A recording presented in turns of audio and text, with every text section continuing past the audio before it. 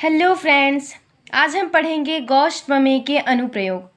तो friends, Gauss प्रमेय के अनुप्रयोग पढ़ाने से पहले मैं आपको कुछ वर्किंग स्टेप्स बताना चाहती हूँ, जिन वर्किंग स्टेप्स को हम फॉलो करके गॉस प्रमेय के अनुप्रयोग को देखेंगे।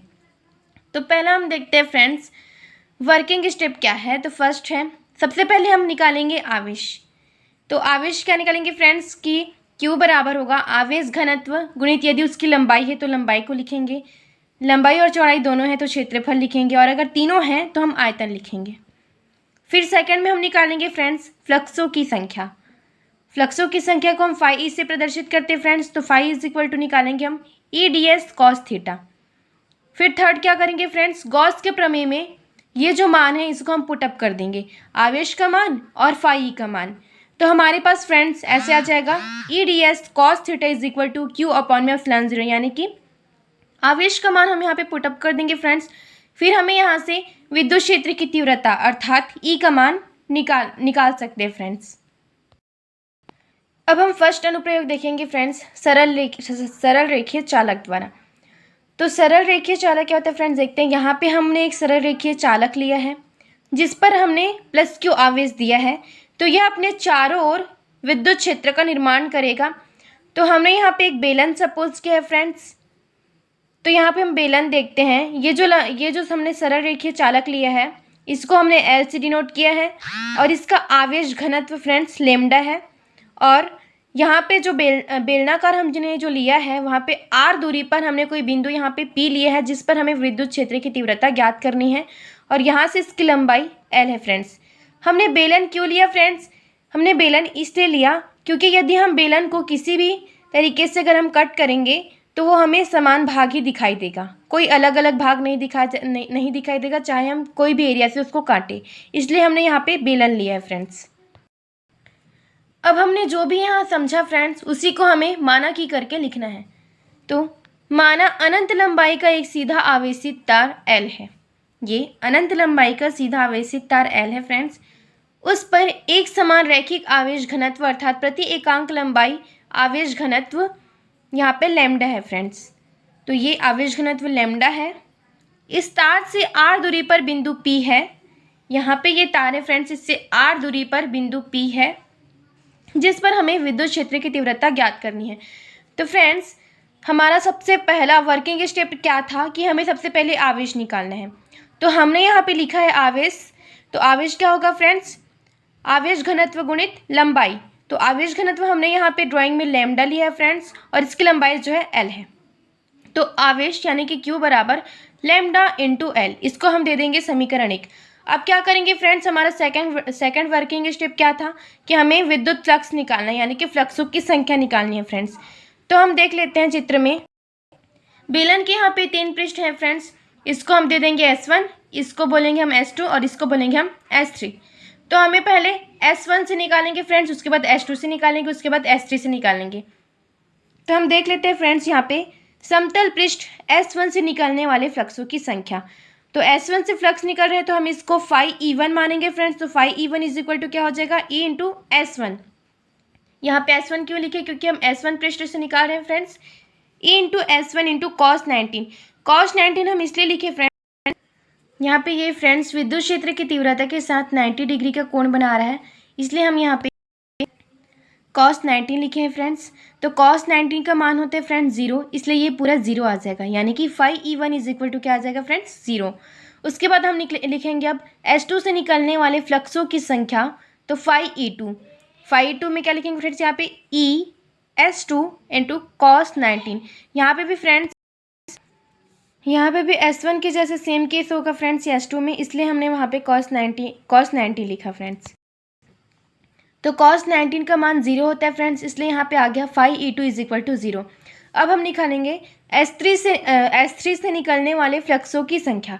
तो S3 से निकलने वाले फ्लक्सों की संख्या देखते हैं friends, phi E3 is equal to E into S3 cos 0।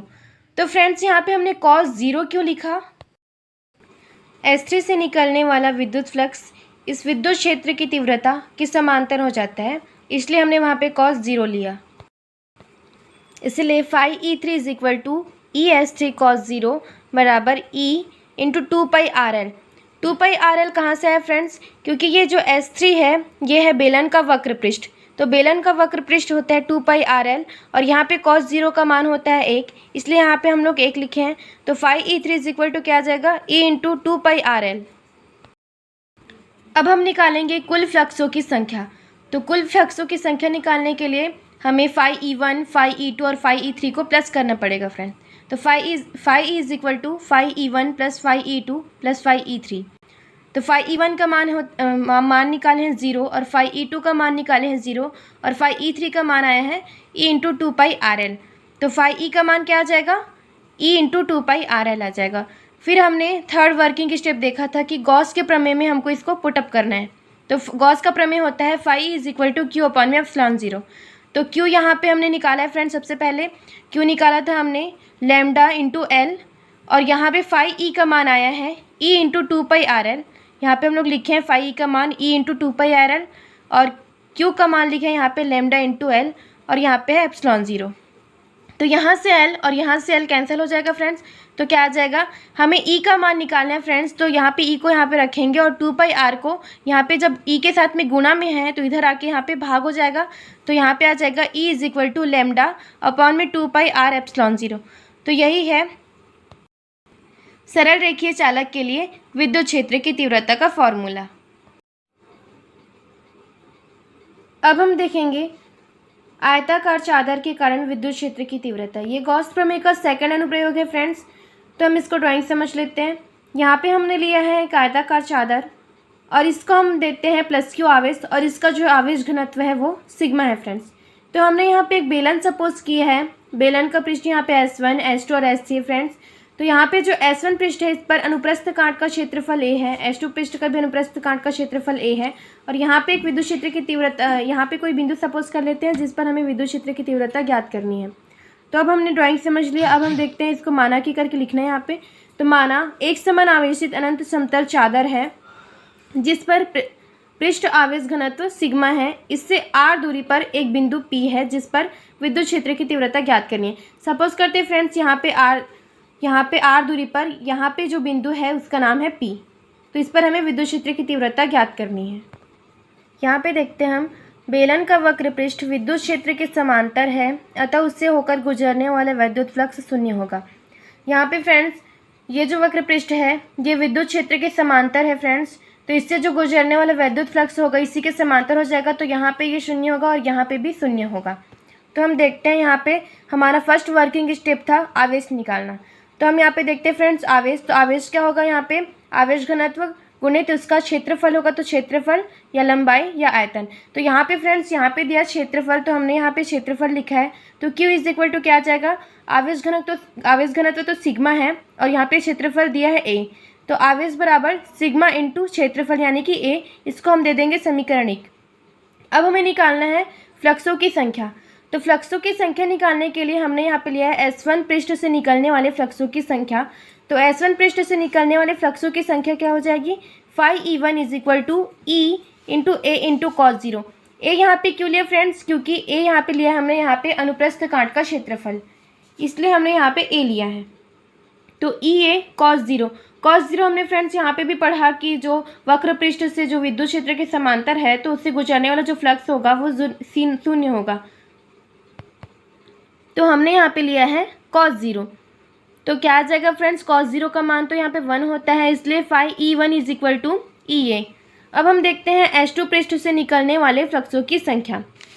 तो S2 पृष्ठ से निकलने वाले फ्लक्सों की संख्या भी क्या हो जाएगी friends, phi E2 is equal to EA into cos 0। यहाँ पे भी फ्रेंड्स A इसलिए आया क्योंकि यहाँ पे जो अनुप्रस्थ काट का क्षेत्रफल है वो A है, इसलिए हमने यहाँ पे लिखा phi E2 is equal to EA cos 0।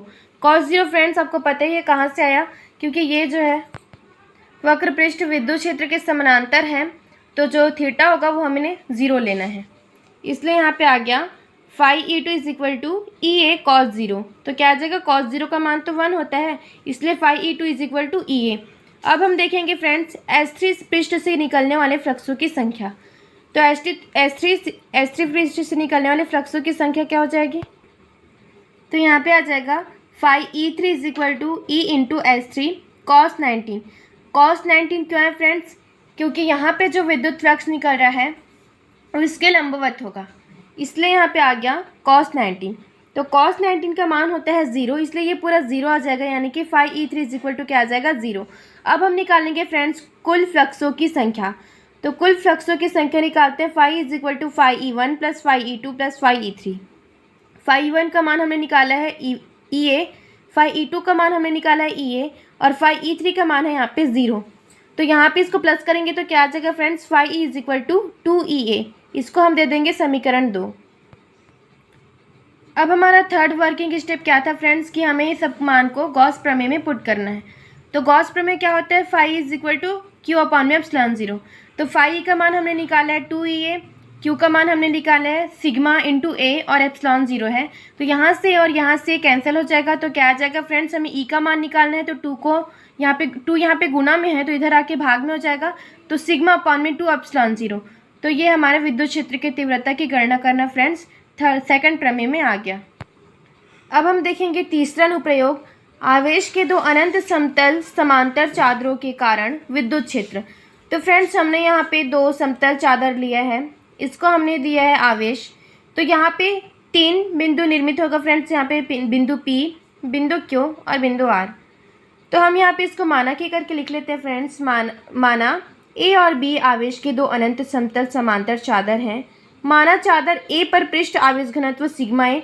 तो फ्रेंड्स हमने सेकंड अनुप्रयोग में पढ़ा था कि आवेश घनत्व क्या होता है, चादर का सिग्मा होता है। तो यहाँ पे A पर अगर आवेश घनत्व होगा तो क्या आ जाएगा, सिग्मा ए हो जाएगा, तथा चादर B पर पृष्ठ आवेश घनत्व क्या हो जाएगा, सिग्मा बी हो जाएगा। दोनों समतल चादरों के कारण P, Q और R बिंदुओं पर हमें विद्युत क्षेत्र की तीव्रता ज्ञात करनी है फ्रेंड्स। तो फ्रेंड्स अब हम देखते हैं अतः बिंदु P पर विद्युत क्षेत्र का परिमाण। तो फ्रेंड्स हमें एक एक करके P बिंदु, Q बिंदु और R बिंदु पर हमें विद्युत क्षेत्र का परिमाण देखना है। तो फ्रेंड्स हमने सेकंड अनुप्रयोग में पढ़ा है E बराबर होता है सिग्मा अपॉन में 2 एप्सिलॉन 0। तो फ्रेंड्स इसी को हमें उपयोग करना है, तो हमें यहाँ पर भी इसका प्रयोग करना है। तो देखते हैं फ्रेंड्स, इज इक्वल टू क्या हो जाएगा, माइनस सिग्मा ए, यानी कि ए चादर के कारण यहाँ पे जो आवेश घनत्व है वो यहाँ पे सिग्मा ए हो जाएगा, और बी चादर के कारण जो आवेश घनत्व है वो क्या हो जाएगा, सिग्मा बी हो जाएगा। तो हमने यहाँ पे इसको प्लस करके लिखा है सिग्मा ए अपॉन में 2 epsilon 0 plus minus sigma B upon में 2 एप्सिलॉन 0।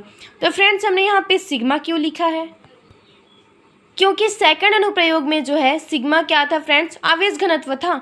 तो यहाँ पे चादर ए के कारण सिग्मा ए और चादर बी के कारण सिग्मा बी, इसलिए यहाँ पे हमने सिग्मा ए और सिग्मा बी लिखा है।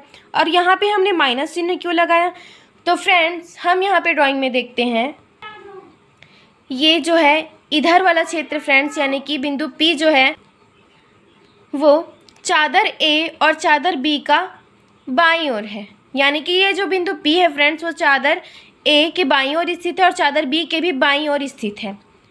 इसलिए हमने यहाँ पे दोनों में माइनस लिया फ्रेंड्स, यानी कि माइनस सिग्मा ए और यहाँ पे माइनस सिग्मा बी लिया है फ्रेंड्स।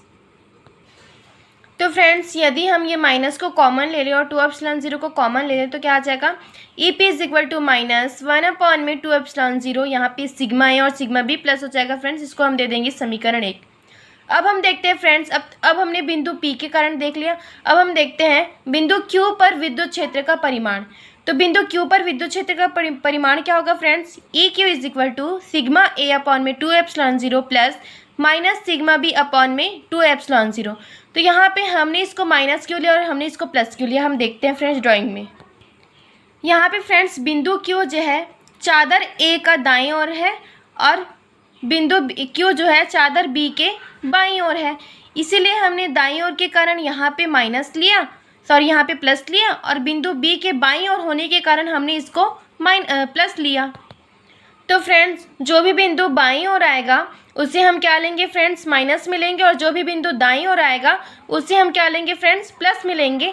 तो यहाँ पे जो चादर B है ये इसका बाएं साइड है, इसलिए हमने इसको माइनस लिया, और चादर A के ये दाईं ओर है इसलिए हमने इसको प्लस लिया। तो हम देखते हैं फ्रेंड्स, सिग्मा ए अपॉन में 2 epsilon 0 plus minus sigma B upon में 2 एप्सिलॉन 0। तो अगर हम इसको कॉमन ले लेंगे 2 एप्सिलॉन 0 को, तो क्या आ जाएगा 1 अपॉन में 2 एप्सिलॉन 0 इंटू सिग्मा ए माइनस सिग्मा बी, इसको दे देंगे हम समीकरण 2। अब हम देखते हैं फ्रेंड्स बिंदु आर पर विद्युत क्षेत्र का परिमाण। तो बिंदु आर पर विद्युत क्षेत्र का परिमाण क्या होगा friends, E R is equal to sigma A upon में 2 epsilon 0 plus sigma B upon में 2 एप्सिलॉन 0। अब हमने यहाँ पे दोनों को प्लस में लिया है फ्रेंड्स। तो ड्राइंग में देखते हैं हम, बिंदु आर जो है चादर ए के दाईं ओर है और चादर बी के दाईं ओर है, यानी कि दोनों चादर के दाईं ओर है फ्रेंड्स, इसीलिए हमने इसको प्लस लिया है। यानी कि सिग्मा ए अपॉन में 2 epsilon 0 plus sigma B upon में 2 एप्सिलॉन 0। तो E R is equal to क्या आ जाएगा friends, 1/2 epsilon 0 sigma A plus sigma B. इसको दे देंगे हम समीकरण 3। अब फ्रेंड्स हम कुछ कंडीशन लगाते हैं कि दोनों चादरों में पृष्ठ आवेश घनत्व बराबर किंतु विपरीत हो। यानी कि फ्रेंड्स जो पृष्ठ आवेश घनत्व था वहाँ पे सिग्मा ए और सिग्मा बी, तो वो बोल रहे दोनों बराबर हो लेकिन विपरीत हो, यानी कि एक प्लस में हो और एक माइनस में हो। तो सिग्मा ए बराबर यहाँ पे क्या हो जाएगा, सिग्मा हो जाएगा, तथा सिग्मा बी बराबर क्या हो जाएगा फ्रेंड्स, माइनस सिग्मा हो जाएगा, क्योंकि कंडीशन ही ये बोल रहे हैं कि पृष्ठ आवेश घनत्व बराबर हो लेकिन विपरीत हो, यानी कि एक प्लस में होना चाहिए और एक माइनस में होना चाहिए। तब हमें पूरा तीनों समीकरण में हम इसको लगा के देखते हैं फ्रेंड्स। तब हम देखते हैं समीकरण 1 से। तो समीकरण 1 ये है फ्रेंड्स। तो समीकरण 1 में हमें क्या लगाना है, यहाँ पे सिग्मा और यहाँ पे माइनस सिग्मा लगाना है, यानी कि सिग्मा ए की जगह हमें सिग्मा लिखना है और सिग्मा बी की जगह हमें माइनस सिग्मा लिखना है। तो हम यहाँ पे समीकरण 1 में पुटअप करते हैं तो क्या आ जाएगा, E P is equal to -1/2 epsilon 0 sigma minus sigma. तो यहाँ पे सिग्मा और सिग्मा यहाँ पे माइनस में है तो ये दोनों कैंसिल हो जाएंगे, यानी कि 0 हो जाएंगे। तो इसके साथ भी गुना हो जाएगा तो ये पूरा 0 आ जाएगा फ्रेंड्स, इसलिए यहाँ पे E P is equal to क्या आ गया है, 0। अब हम देखते हैं फ्रेंड्स समीकरण 2 में मान रख के। तो समीकरण 2 क्या कहते हैं फ्रेंड्स, ये है हमारा समीकरण 2। तो समीकरण 2 आया यहाँ पे 1/2 एप्सिलॉन 0 सिग्मा ए माइनस सिग्मा बी। तो सिग्मा ए की जगह हमें सिग्मा रखना है फ्रेंड्स और सिग्मा बी की जगह हमें माइनस सिग्मा रखना है। तो यहाँ पे क्या आ जाएगा, 1/2 epsilon 0 sigma minus sigma, sigma minus sigma. तो यहाँ पे ये जो माइनस और माइनस है फ्रेंड्स तो ये प्लस हो जाएगा, तो सिग्मा प्लस सिग्मा यहाँ पे 2 सिग्मा आ जाएगा। तो यहाँ से 2 और यहाँ से 2 कैंसिल हो जाएगा फ्रेंड्स। तो क्या आ जाएगा, E Q is equal to sigma upon में एप्सिलॉन 0। अब हम देखते हैं फ्रेंड्स समीकरण 3 में इसका मान रखने पर, यानी कि जो हमने कंडीशन लिया है फ्रेंड्स सिग्मा और माइनस सिग्मा, तो उसी को हम देखते हैं यहाँ पे समीकरण 3 में। तो ये है फ्रेंड्स हमारा समीकरण 3। तो समीकरण 3 में हमने यहाँ पे सिग्मा की जगह सिग्मा ए की जगह क्या रखना है फ्रेंड्स, सिग्मा रखना है और यहाँ पे सिग्मा बी की जगह रखना है माइनस सिग्मा। तो देखते हैं, E R is equal to 1/2 epsilon 0 sigma plus minus sigma. तो यहाँ पे प्लस इंटू माइनस माइनस हो जाएगा फ्रेंड्स। तो यहाँ पे क्या आ जाएगा, सिग्मा माइनस सिग्मा, तो ये पूरा 0 हो जाएगा फ्रेंड्स। तो E R is equal to क्या आ जाएगा, 0। अब हम देखते हैं फ्रेंड्स केस सेकंड। तो केस सेकंड क्या बोल रहा है, दोनों चादरों में पृष्ठ आवेश घनत्व समान तथा सजातीय हो। पहले हमने देखा था कि जो पृष्ठ आवेश घनत्व है वो समान थे, लेकिन जो उनका चिन्ह था फ्रेंड्स एक प्लस था एक माइनस था। अब इसमें बोल रहा है दोनों सजातीय हो और समान हो। तो यहाँ पे अर्थात यानी कि सिग्मा ए बराबर सिग्मा तथा सिग्मा बी बराबर सिग्मा, यानी कि दोनों समान हो और सजातीय हो, यानी कि ये भी प्लस हो और ये भी प्लस हो। तो हम देखते हैं फ्रेंड्स तीनों समीकरण में मान पुटअप करके। तो फर्स्ट समीकरण में हम देखते हैं तो क्या हो जाएगा, A P is equal to क्या होगा, -1/2 एप्सिलॉन 0 सिग्मा ए की जगह हमें